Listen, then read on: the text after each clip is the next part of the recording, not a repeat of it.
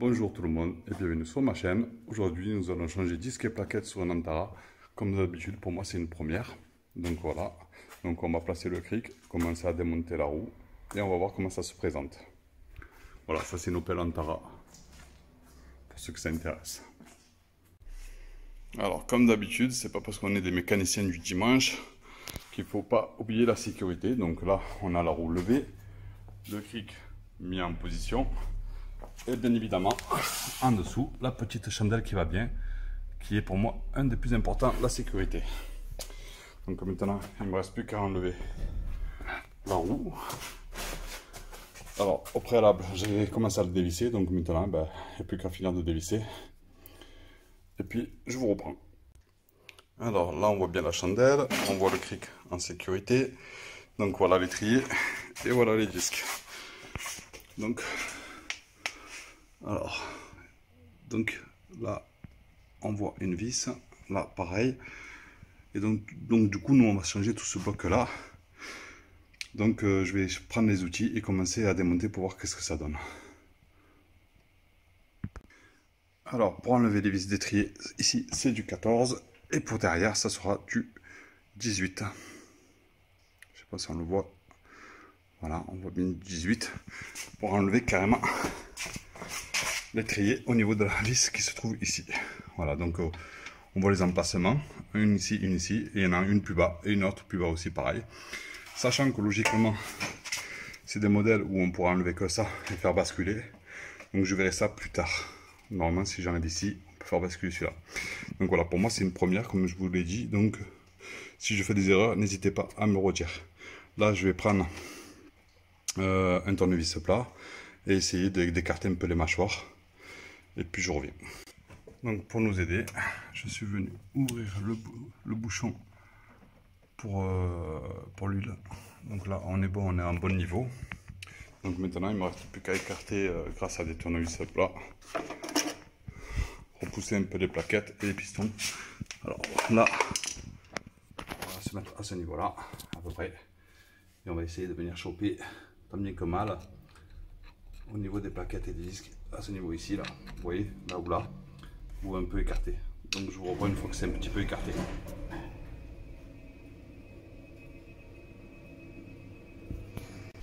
Alors pour ma part, je le prends ici et je tire tout doucement et on voit que ça commence à s'écarter tout doucement. Alors voilà, là on voit que ça bouge bien, je sais pas si on le voit, voilà, sur la vidéo on voit que ça bouge bien. Donc maintenant il ne reste plus qu'à démonter derrière et je ferai les paquets de frein plus tard. Donc là j'ai commencé à desserrer la vis, il ne reste plus qu'à la retirer.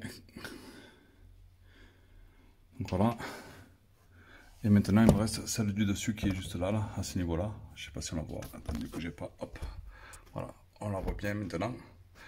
Donc il me reste celle-là à enlever. Donc là, bien évidemment, c'est pas bon. Hop, avec une rallonge, comme on peut voir.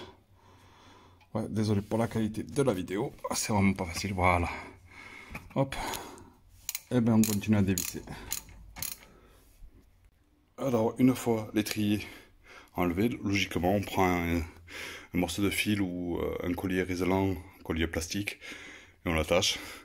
Moi, ma solution, elle est calée ici, elle est calée là-bas, et j'ai mis une boîte en dessous pour pas que ça force au niveau du flexible. Donc maintenant, il ne me reste plus qu'à retirer le disque. Alors, pour enlever le disque, je pense que il y a juste à essayer de le faire sortir comme ça après avoir enlevé la vis qui est là. Ouais, parce que je vois que cette vis là, donc à mon avis il faut enlever celle-là de vis. Donc j'enlève la vis et on voit. Donc là, la vis ça me semble pas serrée, mais tant mieux parce que normalement ça se serre pas vraiment, c'est juste histoire de le maintenir. Bon, il faut quand même un petit peu le bloquer, mais là la personne qui a fait ça a mis de la graisse, donc ça c'est un bon coup, voilà. Et donc du coup maintenant je pense que ça devrait venir. Je vais prendre un petit marteau pour taper tout doucement pour essayer de le faire sortir et je reviens. Donc voilà, petit marteau en caoutchouc et non pas en métal. Je vais m'amuser à taper, vous voyez, bien tout seul. Voilà. Pourquoi je fais ça? Parce que tout simplement que si je viendrais à prendre un marteau normal en métal et que je viendrai taper, ça risque de l'abîmer. Et si par exemple les disques que je vais monter ne sont pas bons, et ben en fait j'aurais bousillé le disque pour rien, à condition que le disque force. Bon là en l'occurrence, vous voyez, j'ai à peine tapé, il est sorti en deux. Donc maintenant il ne me reste plus qu'à retirer le disque. Voilà notre disque enlevé. Alors ici il paraît bien, mais il y a quand même un petit accroche ici. Mais le pire, c'est le niveau de derrière. Il est vraiment fatigué. Donc voilà. Donc ici, ben, personnellement, petite brosse métallique. Et on commence à nettoyer un peu tout et n'importe quoi. Donc ça veut dire tout le système là, là où on arrive à passer, un coup de chiffon, etc., etc. Alors pour ma part, la brosse métallique ne fonctionne pas. Donc du coup, je prends une visseuse dévisseuse avec une brosse métallique comme ça. Et comme on peut voir, regardez, elle passe à peu près correctement à ce niveau-là.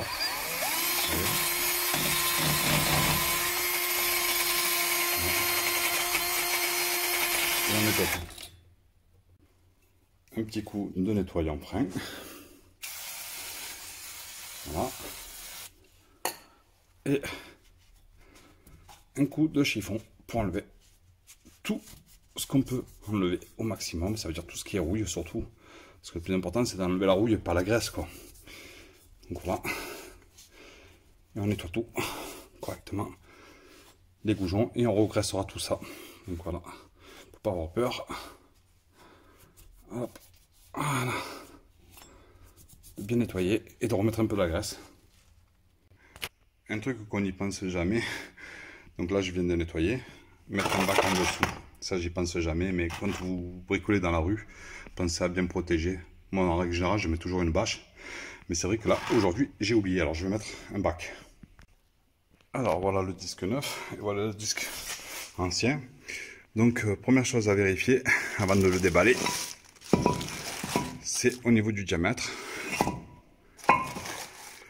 En l'occurrence ici on est bon. Ensuite un autre truc, c'est de regarder que c'est bien disque ventilé comme l'original. Ouais, hop. Donc on voit bien que c'est le même. Ensuite, regardez qu'il y a bien les 5 trous, parce que ça beaucoup de gens oublient, et que ici on a aussi le bon diamètre. Alors pour ça, rien de plus simple, on prend et on superpose l'autre côté. Alors ici on devrait avoir le même diamètre, voilà, on est bon. En dessous, on a exactement le même diamètre que ça aussi, ici. Et un dernier truc, un des trucs les plus importants, c'est la hauteur d'ici aussi et la profondeur. Donc voilà, là en l'occurrence, je vous le cache pas, j'ai pris 1 mètre, j'ai mesuré intérieur extérieur. Donc voilà, un conseil, faites-le. N'oubliez pas de mesurer aussi de là à là, et pareil à l'intérieur de celui-là. Comme ça vous aurez les cotes, parce que je vous explique un jour, moi ça m'est arrivé, j'avais le même disque à 100%, et malheureusement, au niveau de la hauteur d'ici, c'était pas le même, et du coup, ben, quand je l'ai monté, il y a eu un frottement, et puis du coup, ben, le disque il était perdu.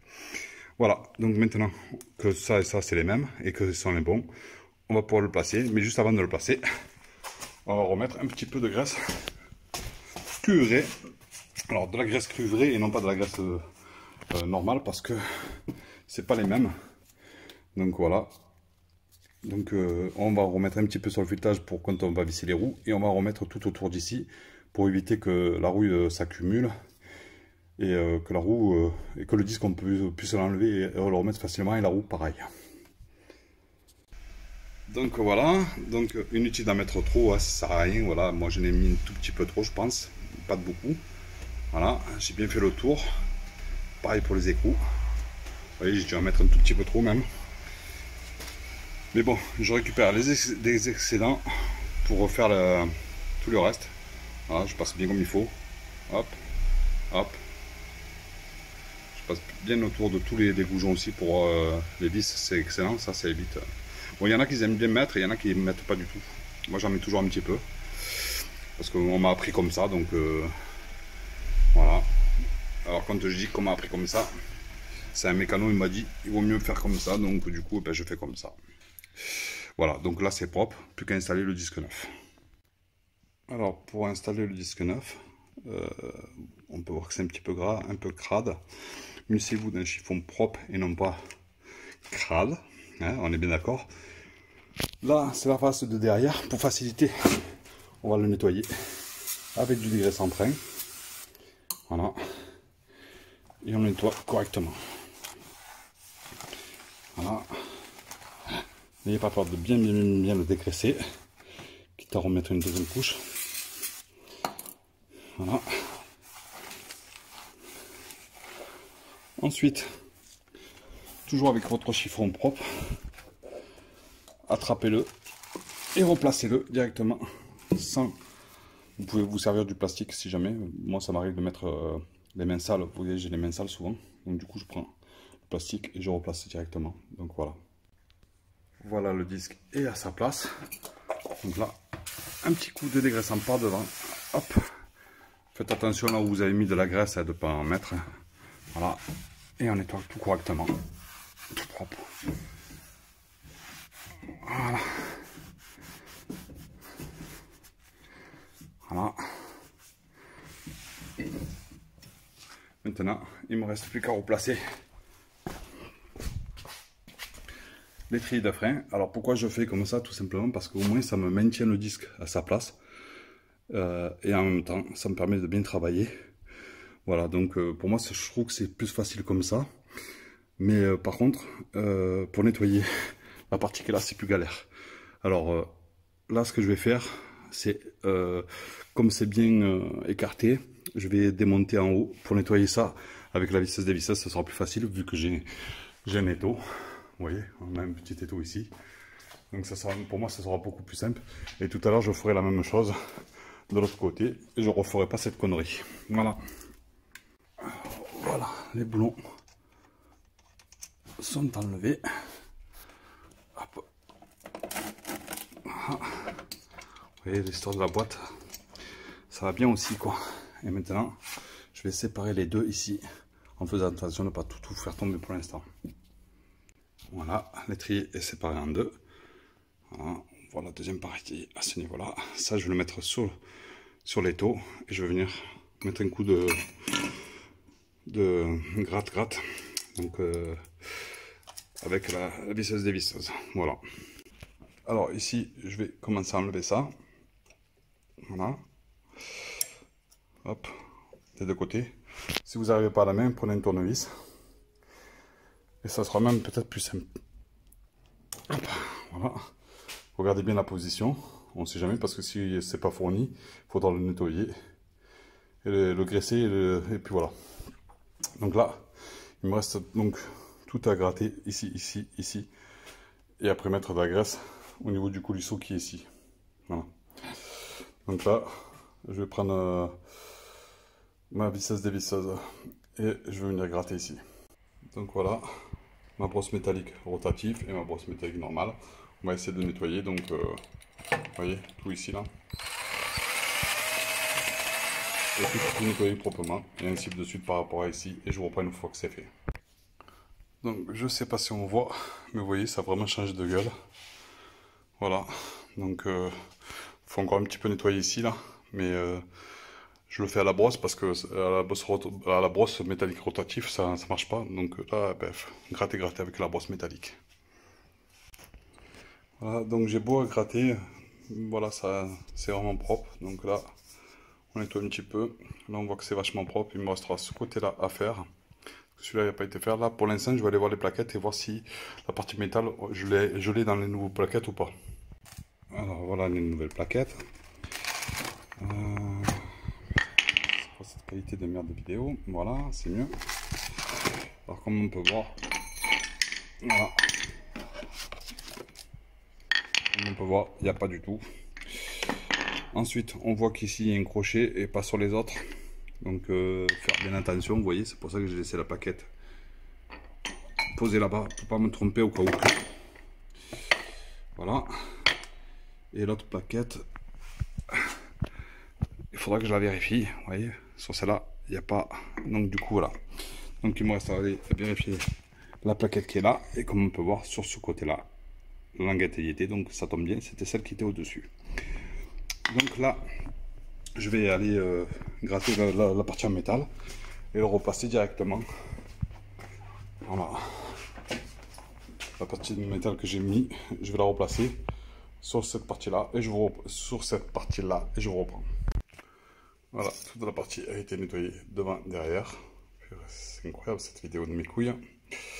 Voilà. Donc maintenant, il ne me reste plus qu'à placer,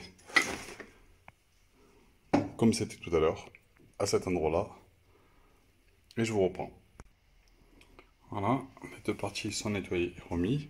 Alors, certains préfèrent mettre de la graisse à ce niveau-là, vous voyez, ici, et certains sur les plaquettes. Donc, beaucoup de mécaniciens, pour ne pas s'emmerder, mettent directement sur les plaquettes. Donc, je sais pas. Moi, ma préférence, c'est de le mettre ici, comme ça, je suis sûr et certain que ça rentre bien et c'est bien coulissé. Donc, je vous montre ça une fois que c'est fait. Alors, voilà ce que ça donne. Vous voyez, ça a été bien mis.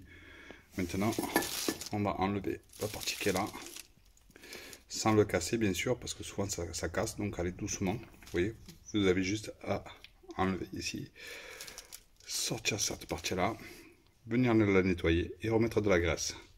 Alors pour ma part, je mets de la graisse crue et non pas de la graisse normale. Voilà, donc c'est comme ça qu'on m'a appris.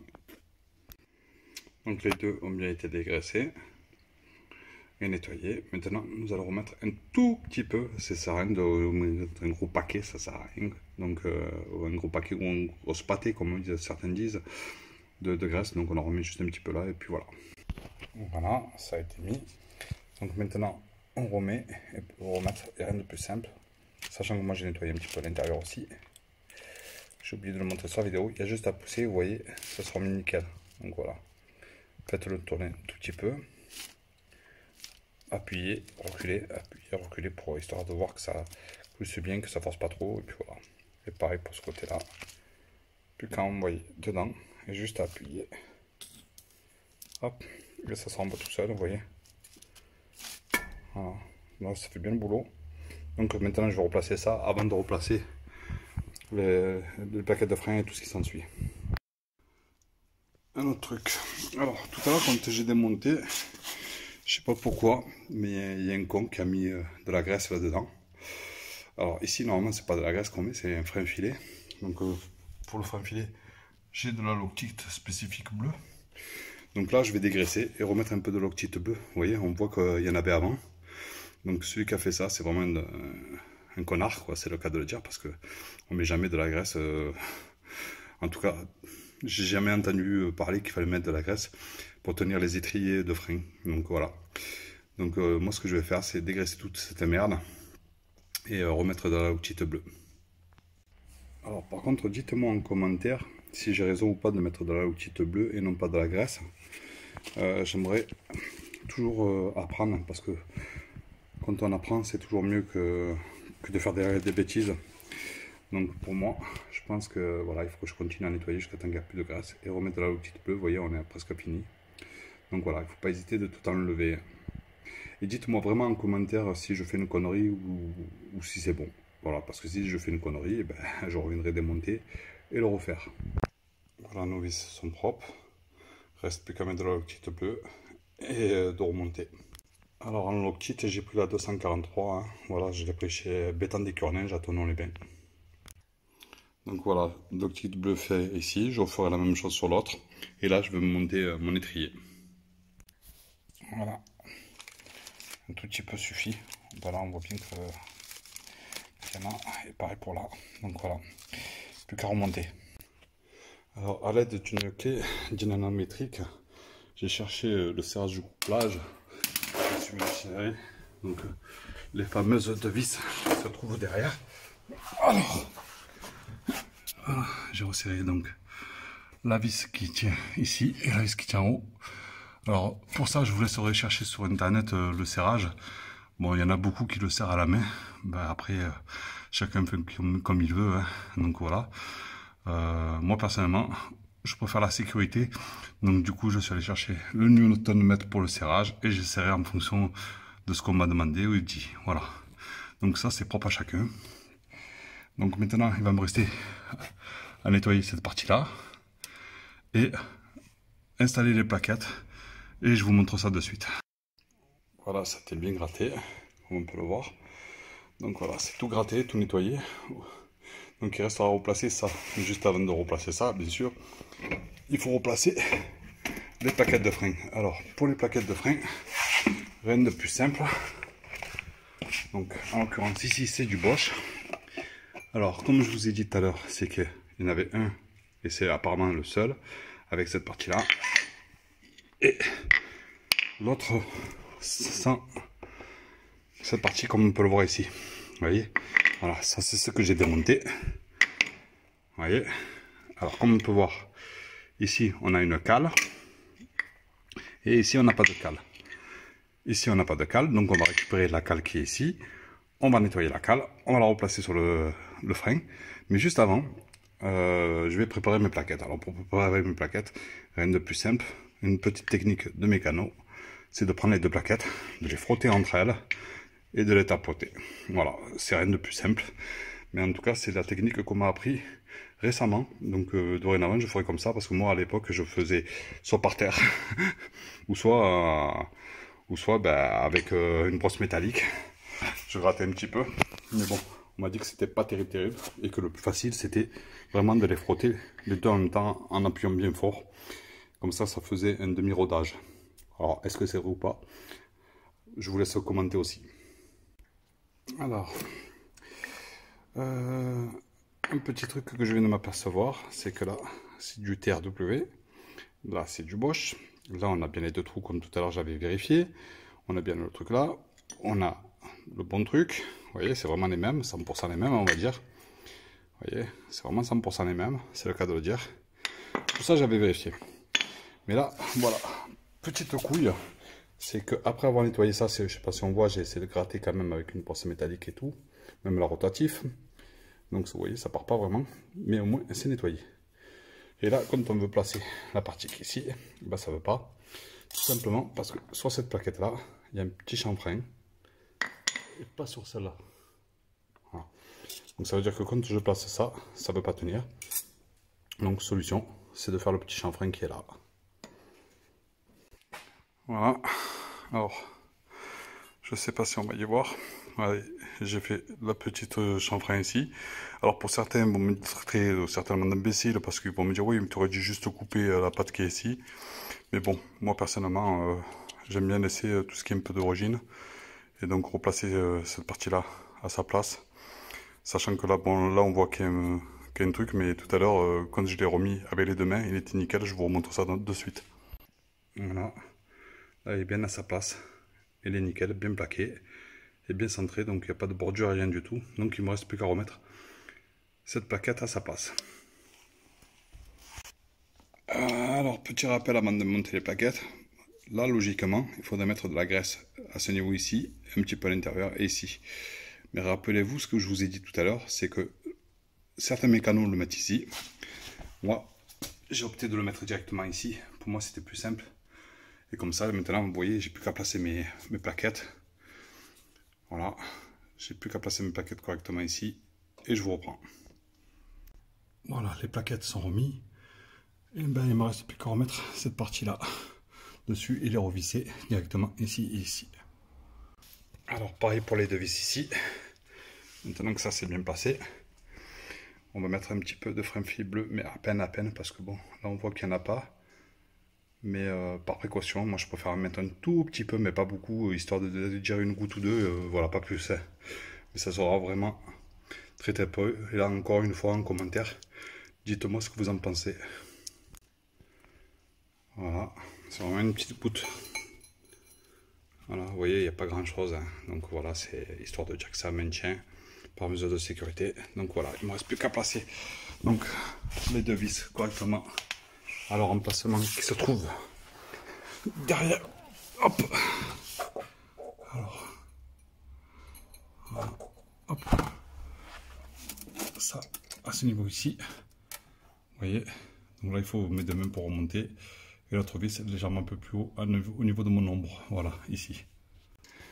Bien sûr, comme je suis un mécano réputé, ce qui n'est pas le cas, je me suis aperçu qu'en fait j'ai fait le con parce que j'ai oublié de remettre cette vis à sa place d'origine pour pouvoir le visser. Donc je pensais qu'il y avait un autre trou, mais non. Mais en fait j'ai monté ça vraiment à la zub. Donc là je suis obligé de redémonter pour remettre cette vis.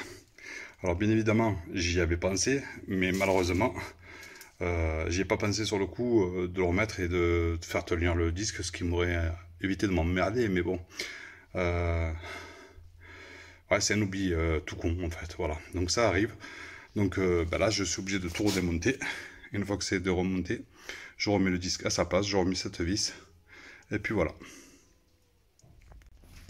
Bien évidemment, j'avoue que si j'aurais pas fait la vidéo, j'aurais pas certainement pas trompé ou oublié cette vis. Donc voilà, donc là c'est vraiment parce que je fais une vidéo. Je suis pas professionnel dans les vidéos, mais au moins ça explique bien les erreurs à ne pas faire prochainement. Voilà, parce que pour moi c'est du direct et c'est la première fois que je le fais, comme je vous l'ai dit déjà à plusieurs reprises. Alors juste pour info, je continue à monter, ouais, c'est con, mais vous voyez, je continue à monter. Hop, vous voyez, voilà, je continue. Comme on peut voir, je sais pas si on va le voir, c'est que le disque n'a toujours pas été changé de place ni démonté, donc c'est inutile de refaire plusieurs travaux, hein. Donc ne perdez pas de temps. Quand il vous arrive ça, continuez à monter. Comme ça, tout le reste est maintenu. Vous voyez. Hop, vous le serrez un petit peu histoire de le bloquer. Voilà. Pareil en bas, vous le serrez un petit peu histoire de le bloquer aussi. Pareil. Bon là, en l'occurrence, c'est fait. Voilà.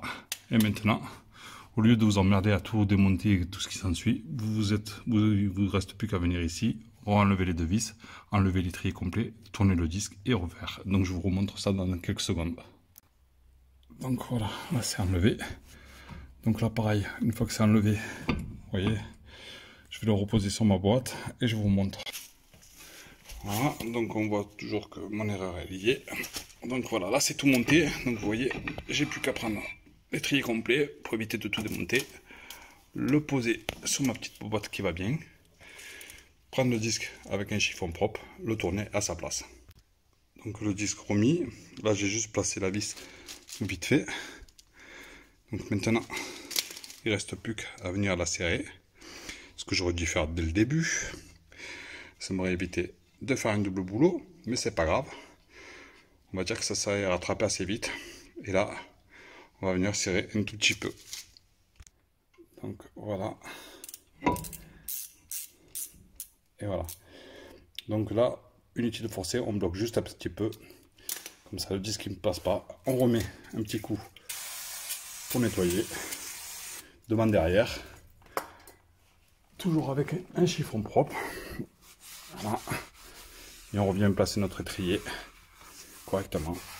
Voilà. Je fais derrière et je replace mon étrier et je vous reprends. Alors bien évidemment, je vais remettre un petit peu de l'octite bleu. Parce que bon, comme on peut le voir, là il n'y en a plus. Donc je remets ma loctite bleue, je revisse et referme tout ça et je vous reprends. Alors voilà, c'est remonté. Maintenant il me reste donc à serrer les deux vis qu'il y a là. Alors là, j'avoue, j'ai pas de clé dynamométrique. J'ai pas d'autres vis pour les changer. Donc je serre à la main, du mieux que je peux, les deux vis et puis terminer. Hop. Voilà, pas trop fort non plus pour pas casser, mais pas non plus pas assez pour pas que ça se dévisse. Vous voyez là, voilà, je peux forcer. Voilà, c'est bon, pour moi c'est bon. Bon, ben maintenant, ben, vous savez qu'est-ce qu'il vous reste à faire? Non, ben, je vais vous le dire tout simplement. À remonter la roue. Une fois que la roue est faite, enlevez votre chandelle. Et une fois que ça c'est fait, plus qu'à aller vérifier votre niveau d'huile de frein, voir où ça en est. Donc voilà, ça c'est fini. Donc là, il reste donc à remonter la roue. Et ensuite, aller vérifier le niveau d'huile de frein. Alors pourquoi je vous demande d'aller vérifier le niveau d'huile de frein? Tout simplement parce que pour éviter que ça déborde. Parce que vu qu'on n'a pas fait le côté conducteur, là on a fait côté passager, vous voyez, c'est juste histoire de voir si à tout hasard, parce que il y a certains mécanos qui se permettent de remplir les bocals à ras. Et malheureusement, quand vous pressez les pistons, ben, ça déborde. Donc voilà. Donc là, le niveau n'a pas bougé, ou très peu, vous voyez, comme on peut voir. Il est légèrement remonté. Donc bien évidemment, une fois que la roue sera remontée ici, donc j'enlèverai la chandelle, bien sûr, j'enlèverai le cric.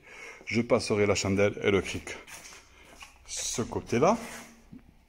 Une fois que ce côté-là est fini, je viendrai vérifier au niveau de l'huile ici. Donc je ne vais pas vous faire une vidéo parce que je pense qu'elle est déjà assez longue. Et là, bien évidemment, une fois que les deux côtés sont faits, le niveau fait, bien évidemment, le truc principal avant de faire le niveau, c'est d'aller appuyer sur la pédale de frein à l'intérieur de la voiture. Vous voyez, il faudra appuyer sur la petite pédale de frein. Oui, oui, ça c'est très important de le faire. Parce que beaucoup de gens oublient que après avoir monté les plaquettes de frein ou changé les disques, d'appuyer sur la petite pédale, vous voyez. Donc voilà. Non, non, je vous prends pas pour des cons, mais c'est arrivé. Et ensuite, une fois que vous avez appuyé sur la pédale, vous revenez vérifier votre niveau. Vous faites la pointe si nécessaire, ou vous en enlevez si nécessaire. Et ensuite, bien évidemment, avant de rendre le véhicule, je vous conseille fortement d'aller tester le véhicule parce qu'on ne sait jamais ce qui peut arriver et c'est pas au client de prendre des risques. Vous avez pris déjà les risques de changer les plaquettes, donc prenez-le jusqu'au bout. Voilà, c'est le conseil que je vous donne. Voilà, donc quand on fait du travail, on le fait bien ou on le fait pas du tout. Alors en espérant que moi je l'ai bien fait, mais bon, comme je vous ai dit, j'ai pas fini ça. J'ai pas encore appuyé sur la pédale de frein et j'ai pas encore fait le niveau. Donc une fois que j'aurai fini ça, j'appuie sur la pédale de frein. Une fois que la pédale de frein elle est bien bloquée à bloc, je ferai le niveau des freins et je testerai le véhicule. Voilà, si mon tuto vous a plu, ben, n'hésitez pas à vous abonner. Et puis faites-moi part de vos commentaires, de ce que vous pensez.